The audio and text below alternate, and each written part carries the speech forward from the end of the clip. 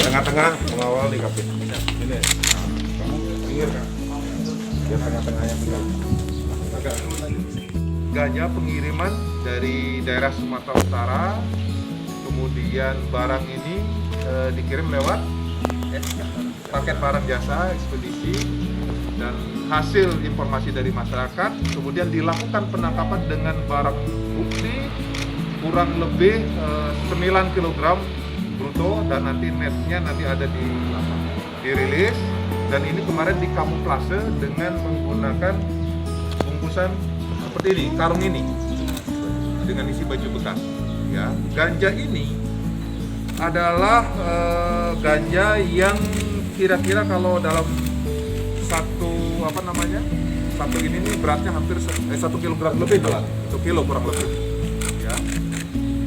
Sekarang kronologisnya ini barang ditangkap oleh jajaran BNN Kabupaten Badung, ya, setelah melalui proses informasi dari masyarakat dan ditindaklanjuti. Ditangkap ada 2 orang.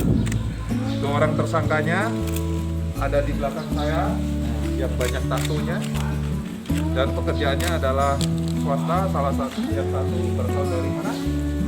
Malang, yang satu lagi Jakarta. Yang Malang kerjanya apa? Ya, bartender di Kuta Legian. Bartendernya jalan nggak? Stop 1 tahun. Berarti ketika dirumahkan dibayar gaji nggak? Digaji nggak? Tidak ada gaji. Punya istri? Terus kemudian sehari-harinya kalau dirumahkan tak digaji, kegiatannya apa? Jaga toko ikan cupang, sama nyambi jadi kerja bayar kosan. Terus positif nggak pakai ini, Pak? Nah, positif ya. Berarti Anda juga seorang pemakai juga ya? Puasa ini, yakin puasa? Puasa kok ngedarin ganja, bukan puasa namanya, ya. Jadi itu, kemudian ini yang bersangkutan dari mana, Pak? Rizky? Dari Jakarta. Kerjanya apa? Klaim apa? Oh, nitik apa? Nitik. Di mana? Di Kuta Canggu. Sekarang jalan nggak? Nah, ini semeton.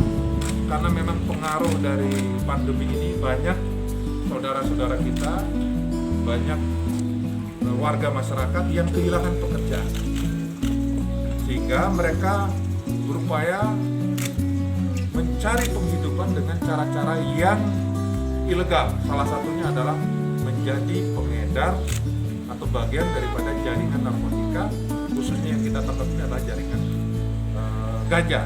Sekarang pertanyaannya, kenapa ke ganja di Bali relatif lebih menonjol dibandingkan dengan tempat lain yang banyak menonjol sabunya?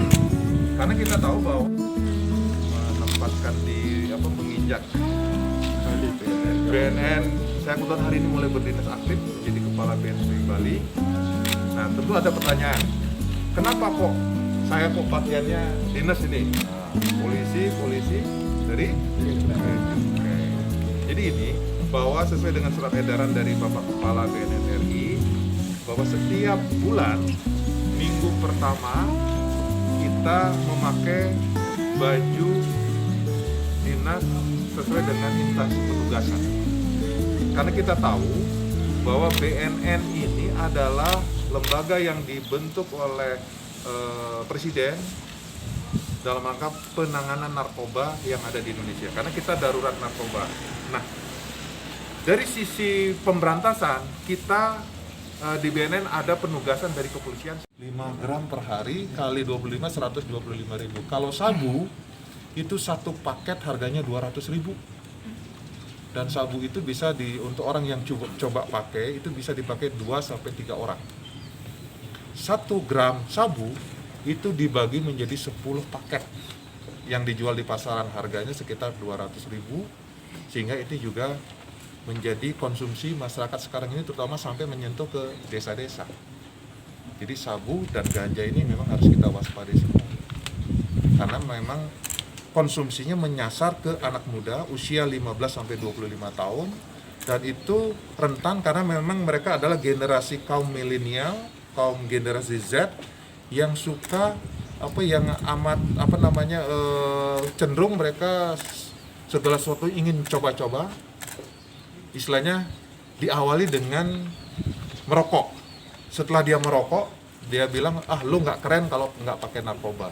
Sehingga cobalah narkoba. Nah, ketika mencoba berkali-kali sampai dia kecanduan, ketergantungan, seperti ini jadinya.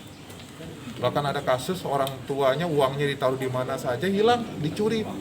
Sampai tabung oksigen dijual, sampai ban mobil bapaknya itu hilang tiba-tiba, dijual oleh anaknya untuk membeli sabu. Karena orang kalau sudah kecanduan, apapun dia akan lakukan. Itu kira-kira gambarannya. Okay? Dan banyak diminati oleh para wisatawan ganja ini. Karena beda sifat ganja dengan sabu itu, narkotikanya sabu itu beda. Yang sabu itu adalah stimulan, dalam rangka menstimulan tubuh kita, jadi tidak ada rasa capek. Kemudian yang satu lagi ganja itu adalah relaksasi.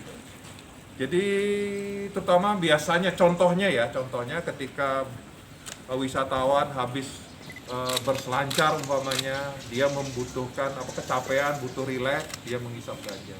Termasuk juga ini untuk menambah nafsu makan juga ya, kalau nggak salah ya. Bisa ya? Bisa. Kemudian apalagi dipakai untuk apa lagi? Rileks. Saat malam atau apa? Malam. Mau istirahat ya, setelah capek seharian ya, supaya bisa tidur nyenyak ya. Nah sekarang pertanyaannya, mungkin ada pertanyaan dari masyarakat. Kalau seandainya tidak memakai ganja, biasa pakai ganja supaya bisa tidur nyenyak, rasanya gimana kalau nggak pakai ganja? Agak gelisah, terus? Tidur susah, terus apa lagi? Kurang bersemangat. Nah itu semeton yang saya sampaikan sekarang, bahwa penyalahgunaan narkoba itu namanya edik, ketergantungan, kecanduan.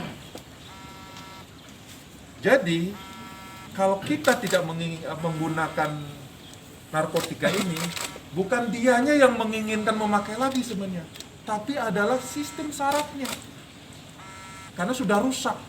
Sistem ada gangguan keseimbangan, sehingga pikirannya dia tidak mau pakai, tapi sarafnya yang meminta, sehingga itu yang dinamakan dengan kecanduan. Jadi saya ingatkan kepada semeton semua warga Bali, jangan mencoba-coba untuk memakai narkotika, karena efeknya ketergantungan. Jadi lebih baik jangan. Jadi itu kira-kira saya sengaja sampaikan ini supaya jangan hanya kita bicara nangkep-nangkep, tapi ada apa di balik itu, latar belakang. Kenapa jadi pengedar? Biasanya orang yang mengedarkan narkotika diawali dengan dia menjadi pemakai. Dia menjadi pemakai, kecanduan, edik, dia tidak punya uang untuk membeli, apalagi di pandemi ini dia dirumahkan, tidak dibayar, sehingga dia mencari segala cara untuk mendapatkan narkotika itu dengan cara apa? Menjadi pengedar. Itu kira-kira cukup kan? Rilisnya, kalau yang lengkapnya ada di sini. Apalagi yang harus diangkat semua.